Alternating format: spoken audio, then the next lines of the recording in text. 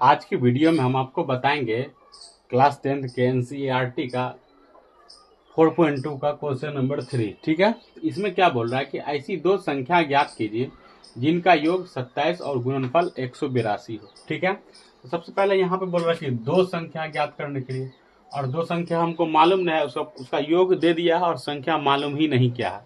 तो अगर इस टाइप का अगर आपको सवाल देता है तो बच्चा कंफ्यूज हो जाता है कि अगर दो संख्या मानेंगे कैसे। तो समझिए कि मान लीजिए हम पहला संख्या, अगर मान लीजिए हम पहला संख्या और मान लीजिए आपको रफ में बता रहे पहला संख्या प्लस दूसरा संख्या। ठीक है, पहला संख्या प्लस दूसरा संख्या बोल रहा है इन दोनों को जोड़ने पे कितना पुर रहा है, तो 27 पुर रहा है। तो मान लीजिए 27। ठीक है, अगर हम मान लीजिए पहला संख्या निकालते हैं या दूसरा संख्या निकालते हैं, तो दूसरा संख्या अगर हम निकालते हैं यहाँ पे तो क्या हो जाएगा, दूसरा संख्या बराबर क्या होगा 27। और देखिए बराबर के इस साइड है और बराबर के इस साइड जाएगा तो क्या होगा, माइनस में होगा, तो माइनस पहला संख्या। ठीक है, यानी कि इसमें दूसरा संख्या बराबर हमको क्या निकल गया 27 माइनस पहला संख्या। और अगर हम पहला क्वेश्चन ही बोल रहा था कि पहला संख्या और दूसरा संख्या का योग 27 है, हम पहला संख्या और दूसरा संख्या को जोड़ दिए तो क्या हो गया 27 हो गया। अगर हम दूसरा संख्या का वैल्यू निकाले तो 27 माइनस पहला संख्या। तो इसी प्रकार से अगर आप मान लेंगे यहाँ पे माना कि, अगर हम मान लेते हैं माना कि, ठीक है, अगर पहला संख्या अगर हम x मान लेते हैं, मान लीजिए पहला संख्या क्या मान लेते हैं x मान लेते हैं, तो अब जहां जहां पहला संख्या वहां वहां क्या डालेंगे हम, पहला संख्या बराबर x। अब जहां जहां पहला संख्या है वहां वहां x डालेंगे। तो यहाँ पे पहला संख्या था तो यहाँ पे हम पहला संख्या डाल देते हैं। ठीक है, अब यहाँ पे भी पहला संख्या था तो यानी यहाँ पे क्या होगा -x, ये पहला संख्या हो गया। यानी कि पहला संख्या बराबर x और दूसरा संख्या आपको क्या मिला है 27 माइनस x। तो यहाँ पे लिख सकते हैं दूसरा संख्या बराबर 27 माइनस x। क्लियर, यहाँ तक कोई दिक्कत, ये हम रफ में आपको बताएं। ठीक है ना, पहला संख्या बराबर x और दूसरा संख्या बराबर 27 माइनस x, इसको मिटा देते हैं। अब बोल रहा है कि इन दोनों संख्या का गुणनफल क्या है 182 है। ये दोनों संख्या गुणनफल क्या है 182 है। तो हम इन दोनों को इसको गुना कर देंगे और हमको 182 को हल कर देंगे। ठीक है, यानी x into 27 minus x equal to 182। Clear, यहां तक कोई दिक्कत नहीं। अब करना क्या, इसको इससे मल्टीप्लाई करना यानी कि गुना करना है। तो 27 को x से गुना किया तो क्या हो गया 27x, और माइनस और प्लस क्या होगा यहाँ पे माइनस, और x को x से गुना किया तो x स्क्वायर। क्लियर, यहाँ बराबर 182, तो दिक्कत नहीं ना। हम क्या करते हैं इसको इधर लेके आते हैं। ठीक है, तो और इसको सही 27x माइनस x स्क्वायर। ठीक है, उसके बाद ये प्लस ये माइनस इधर आएगा तो क्या होगा -182। ठीक है, यहां तक कोई दिक्कत नहीं। अब बराबर क्या हो जाएगा 0। इस सब में से माइनस कॉमन ले लेते हैं। ठीक है, तो इसमें से अगर हम पहले इसको सही से लिख देते हैं तो x माइनस एक्स स्क्वायर या प्लस 27x और माइनस 182 बराबर 0। अगर हम माइनस कॉमन ले लेते हैं तो क्या हो जाएगा एक्स स्क्वायर, है ना। यहाँ क्या होगा माइनस का कॉमन लिए तो माइनस का उल्टा अपोजिट प्लस हो जाएगा। यहाँ प्लस है तो माइनस हो जाएगा माइनस 27x, और यहाँ माइनस है तो क्या माइनस कॉमन ले चुके तो क्या बच गया प्लस 182 बराबर 0। और माइनस को उस साइड भेजेंगे तो क्या होगा सब चीज माइनस हो जाता है। हम इसको लिख सकते हैं x square minus 27x plus 182 बराबर 0। क्लियर, ये आपको द्विघात समीकरण के रूप में आ गया। अब इसका मूल निकाल लीजिए। ठीक है, बोल रहा है कि इसका दो संख्या निकालने के लिए, दो संख्या तो हमको मालूम नहीं है, तो दूसरा संख्या निकाल लेते हैं। यहां तक आप नोट कीजिए।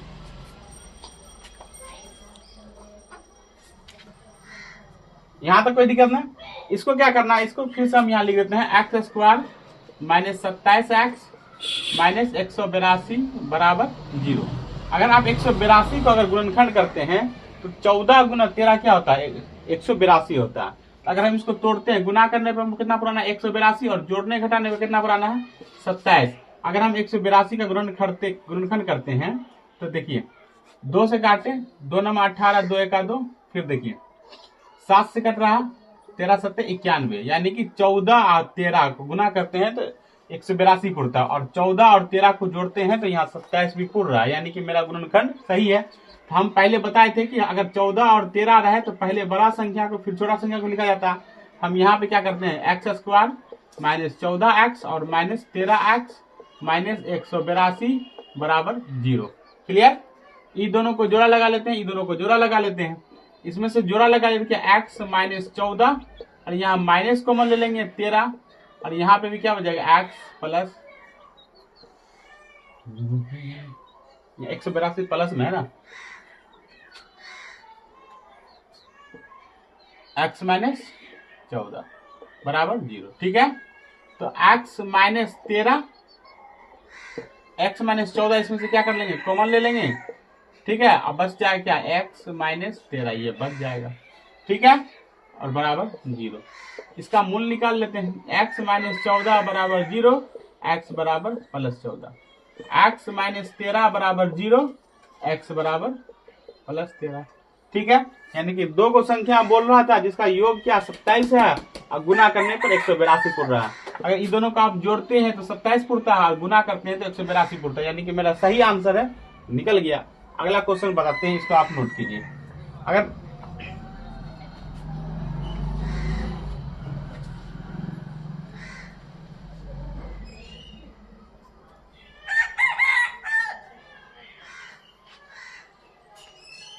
मिटा दें,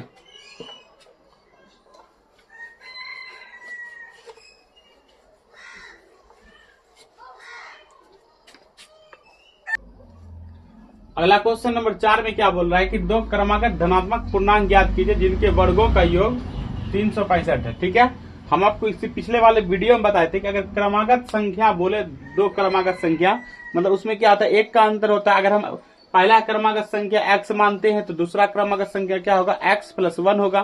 तीसरा क्रमागत संख्या क्या होगा, x प्लस 2 होगा। इसी प्रकार से बढ़ता जाएगा, यानी कि एक का लिस्टेज, एक का दोनों में क्या होता है, अंतर होता है। ठीक है, हम मान लेते हैं यहाँ पे पहला माना कि पहला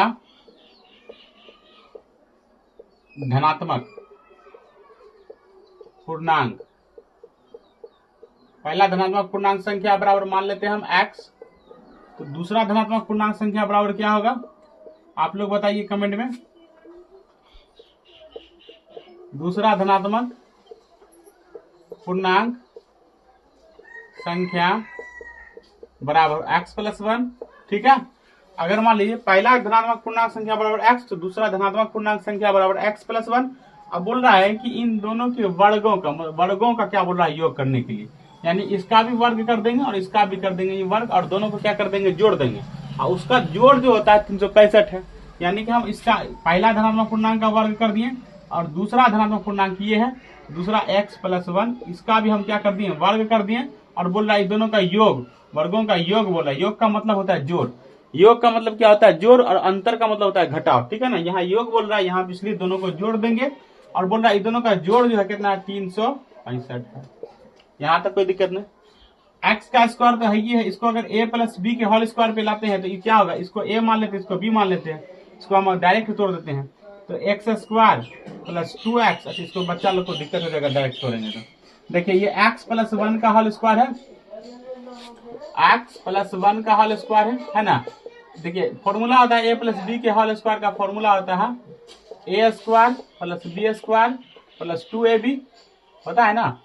मान लीजिए a को हम क्या, x को क्या मान लेते हैं, a मान लेते हैं, और 1 को क्या मान लेते हैं, b मान लेते हैं। ठीक है, अब जहां जहां a है वहां वहां x देंगे, जहां जहां b है वहां वहां 1 देंगे। ठीक है, तो यहाँ a स्क्वायर था तो यहाँ पे x स्क्वायर दिए, प्लस यहाँ b स्क्वायर है तो यहाँ पे क्या देंगे, 1 का स्क्वायर देंगे, फिर प्लस, फिर 2 है, और a का वैल्यू क्या है, x है, x दिए, फिर b का वैल्यू क्या है, 1 है तो 1 दिए। इसको अगर हम गुना करेंगे तो x का स्क्वायर प्लस 1 का स्क्वायर 1 ही होता है, और प्लस 2 को 1 से गुना करेंगे 2, 2 को 1 से गुना करेंगे 2, और x है तो x, यानी कि हम इसको ऐसे लिख सकते हैं x square plus 2x plus 1। और यहाँ पे देखिए इसी को हम तोड़े थे, यहाँ पे देखिए तोड़े नहीं इसी को, इसको यहाँ इसके जगह पे हम इसको पुट कर सकते हैं, इसके जगह पे हम यहाँ पे लग देते हैं, जोड़ते थे x स्क्वायर प्लस 2x और प्लस 1 बराबर 365। क्लियर। ये 1 प्लस में इसको उधर लेके चले जाते हैं, या 365 को इधर लेके चले जाते हैं, उधर लेके चले जाते हैं। तो एक्स स्क्वायर देखिए ये एक्स स्क्वायर क्या आ गया 2x², इसको हम जोड़ देते हैं 2x²। यहाँ 2x है तो प्लस 2x, ठीक है। इधर +1 है तो इस 365 को इधर ले आते हैं -365 और बराबर 0। क्लियर। अब देखिए इसमें करना क्या है कि इसको 2x² + 2x और 65 में से एक गया कितना बचा 364, -364 बड़ी संख्या का चिन्ह होगा बराबर 0, ठीक है। यहाँ तक कोई दिक्कत नहीं। देखिए यहाँ इसमें माइनस का चिन्ह, इसमें प्लस का चिन्ह, दोनों में बड़ा 365 इसलिए माइनस का चिन्ह यहाँ पे दिए, ठीक है। इस सब में से 2 कॉमन ले लेते हैं। 2 अगर कॉमन ले लेंगे तो यहाँ x², यहाँ +x, यहाँ -3, यहाँ कितना हो जाएगा 2 × 2 और 1 पे 2 8 16, 2 दूना 4 बराबर 0। ये 2 को अगर हम उधर लेके चले जाते हैं तो 0 पे आ जाएगा, तो x² + x -182 बराबर 0, ठीक है। 0 × 2 मान लीजिए करते हैं तो क्या हो जाएगा x², इसको नोट कीजिए, इसको हम मिटा देते हैं इस साइड का। यहाँ पे लिख देते हैं x² + x -182 बराबर 0। 0 को 2 से गुना करेंगे तो 0 हो जाएगा। इसको अगर 182 को तोड़ेंगे तो 14 × 13 होगा। तो यहाँ पे लिख सकते हैं x² + 14x -13x -182 बराबर 0, ठीक है।